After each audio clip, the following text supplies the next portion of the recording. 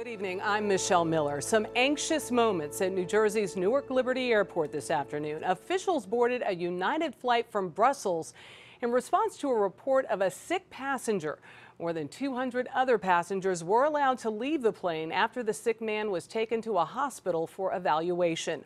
Also this afternoon, a turn for the worse for the Ebola patient in Texas.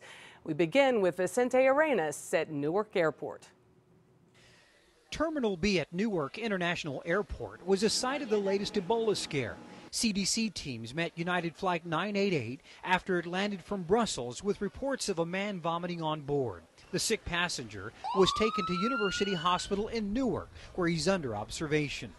After about 2 hours, CDC officials determined he was not contagious and allowed his fellow passengers to leave the plane. But each of them was given instructions on how to identify Ebola symptoms. Dane West of New Jersey was coming home from a business trip. We were halfway through customs, and then we were all told, get out of line, then go off to the side, and we just waited, another hour, hour and a half. CDC officials had plans in place for situations like this. Newark Airport is one of 18 nationwide with CDC quarantine stations. There are 2 others at border crossings. CDC Miami quarantine.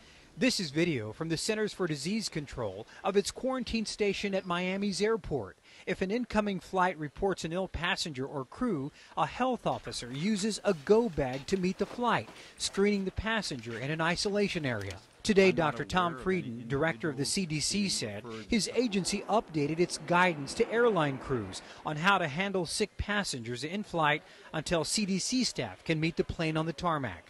They are available to the Customs and Border Protection and TSA staff if individuals or shipments have any concern that they may be infectious or if there's illness. The CDC director also said today that 77 passengers were prevented from boarding flights in West Africa. Michelle, the U.S. has helped set up new screening procedures there. And thank you, Vicente.